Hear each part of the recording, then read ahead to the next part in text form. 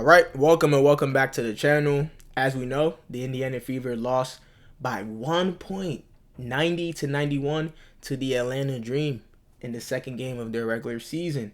Man, this was a really good one. I watched this whole game, and yo, the way that our big three played, the Indiana Fever core, I called them the core because that is the core of this franchise. Aaliyah Boston, Caitlin Clark, and Kelsey Mitchell. That is our big three. Man, look at what they did.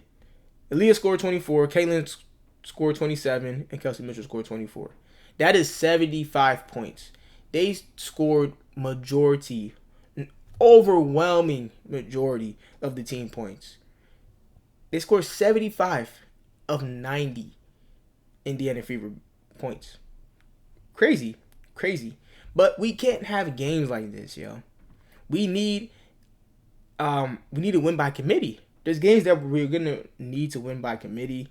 I didn't like how DeWanna Bonner didn't take that much shots. You know what I'm saying? Look at, she only took one shot. 16 minutes. She, really good shooter. And like I always said about DeWanna Bonner in my previous Fever videos, she was ahead of her time, man. Her play style. She played. Well, she came to the league in 2009. And she was like a legit stretch big. She could put the ball on the floor. Man, her play style fits the game even better today than it did when she first came into the league.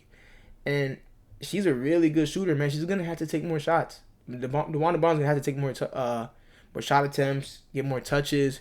Look, we saw what she did with the Connecticut Sun last year, averaging 15, 14 points a game on really good shooting. I'm not saying she's gonna average that on this team. I can see DeWanna over the course of the season averaging definitely like 10, 11 points per game. But if she's doing that on efficient shooting, that's good. What I don't like about the WNBA sometimes is when they don't give their rookies a chance to shine. I really feel like it would have been cool to see Michaela Simpson out there.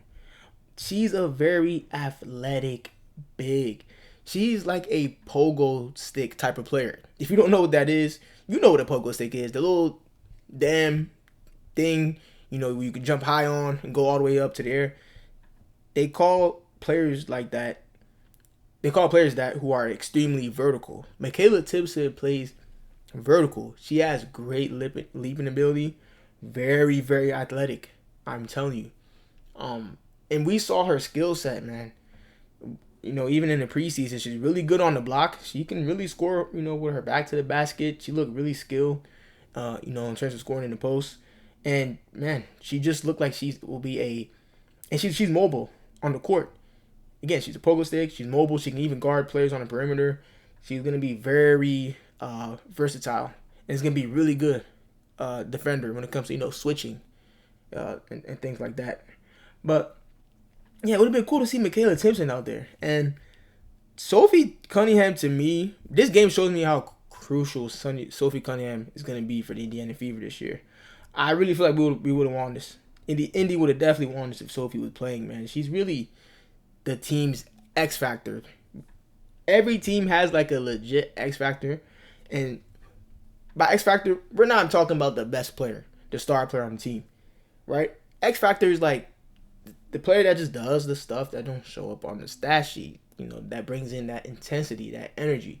That's who Sophie Cunningham is. Even if she's not scoring like a bunch of points, man, her energy when she's out there, man, this was a really close game, and this is why free throws are crucial. If Aaliyah Boston hit those two free throws at the end, if she hit both of them, man, Fever would have won this too, because Aaliyah Boston missed one free throw, and then Ryan Howard, it was the dream possession. They got the ball. Ryan Howard just, try to force her way to the cup, and then they just called a foul on Kelsey Mitchell. And then Ryan Howard proceeds to hit two free throws, and that basically won them the game, right? But Ryan Howard, she's shooting a lot of threes.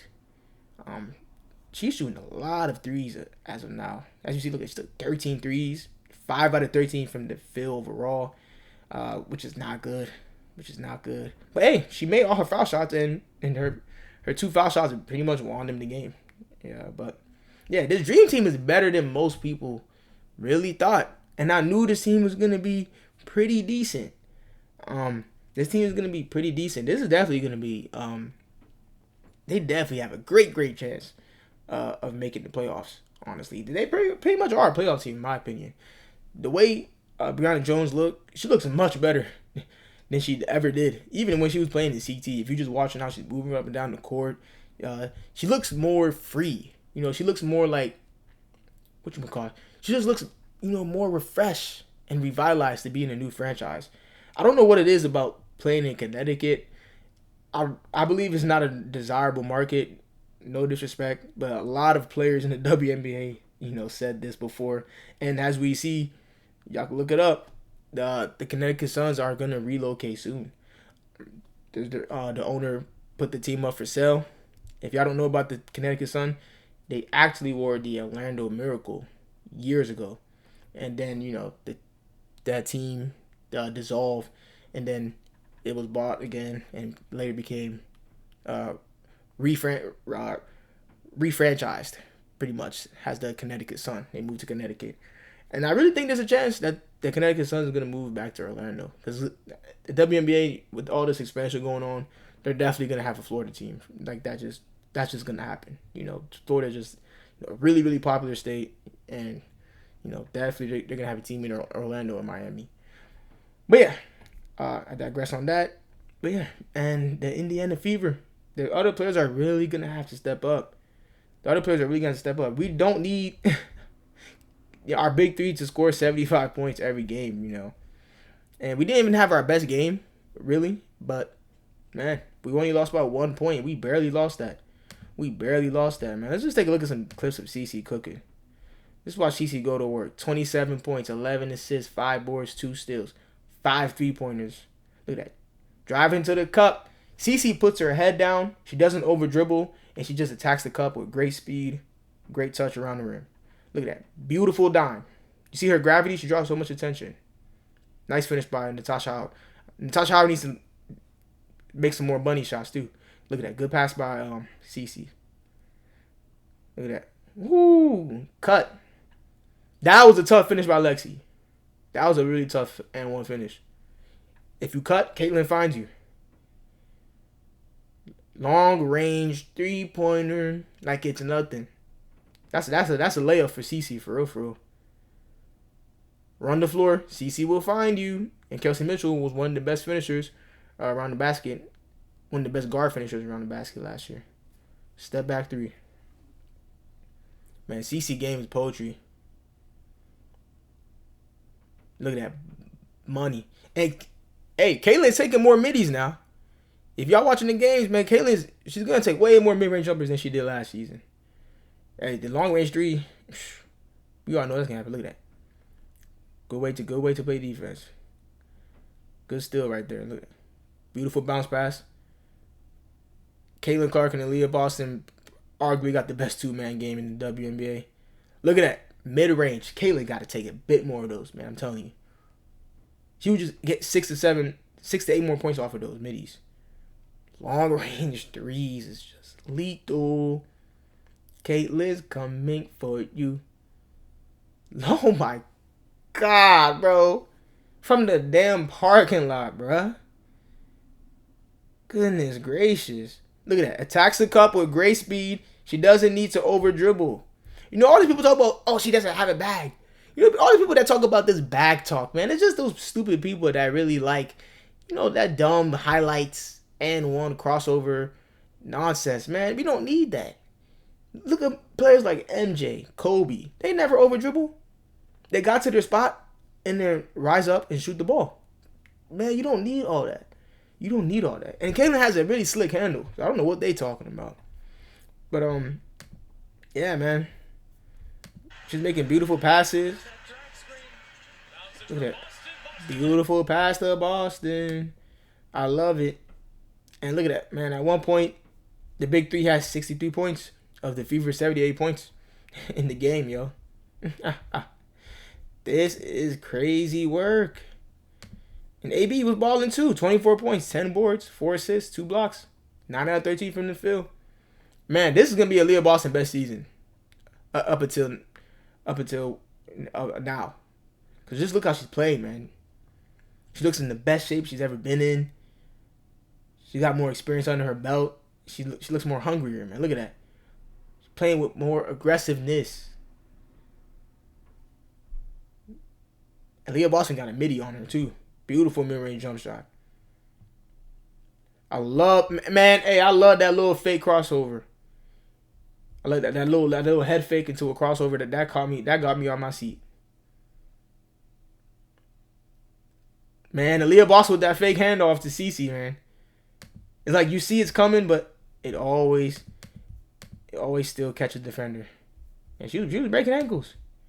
She was breaking ankles out there. Man, Caitlyn, look at this. She's gonna break so many damn records. She about to be the WNBA Wilt Chamberlain. Just in terms of breaking so many records, yo. Look at that. She now has the most 25-point, 10 assist games in WNBA history. Scorer, dime dropper, elite basketball player. Elite basketball player, man. That's all that she is. Caitlyn was pretty efficient. Man, it was a tough loss. It was a tough loss. You know, these close ones, you know, really, really suck. Because they were right there, man. They went on a 9-0 run. Man, if AB just hit those free throws, but it is what it is, y'all. It's just one game. Man, Indy's still winning 30-plus games this season. I'm calling it now.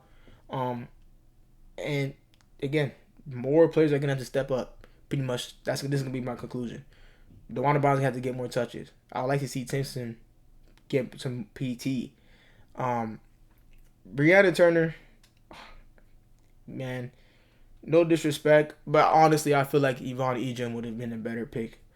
Honestly, y'all saw what she did at Gonzaga, man. She was an elite player, and I feel like she would have developed to become an even better player if y'all just give these players a chance. I understand, you know, Bree Turner been in the league, of course, she has the experience, but man, I'm telling y'all, man, Yvonne Ejim would have been an upgrade. And, bruh, this game really showed me how Sophie's going to be crucial to this team, pretty much. But yeah, we're going to bounce back. It's just one game. I don't like to overreact to one matchup. I know a lot of YouTubers going to do that. You know, they overreact. They do like the clickbait titles. You know, I don't do none of that, honestly. You know, I just want to talk about hoops. You know, I want to get paid for this. I just want to talk. I love the game. You know, just love talking about hoops. But yeah, y'all tell me your thoughts and opinions about this game overall and about both of these teams. This Atlanta team, yo, is better than a lot of people thought. Man, imagine if they had Jordan Canada. You know, honestly, the team's best perimeter defensive player, man, she's like a pest on the ball, man. She's really, really up. She's really a good defender. Made some all defensive teams as well. And the team is good. Alicia Gray was knocking down them threes. If Ryan Howard can just get more efficient, Pow, you know, she's a rookie. She's playing it safe. She didn't even attempt that much shots. If you watch the game, she was being extremely passive too. Again, Bree Jones is looking just so much. She looked better than she ever did in her whole career. And hey, Grinder, she's still just dominant, still dominant. But yeah, man, y'all tell me your thoughts and opinions, man. Fever, it's just one game, y'all. It's just one game, Fever Nation. We're gonna bounce back. We just got more players are gonna have to, you know, step up. We got have some games where we win by committee. All right. Okay. Like, subscribe. Tell me your thoughts and opinions. Till next video.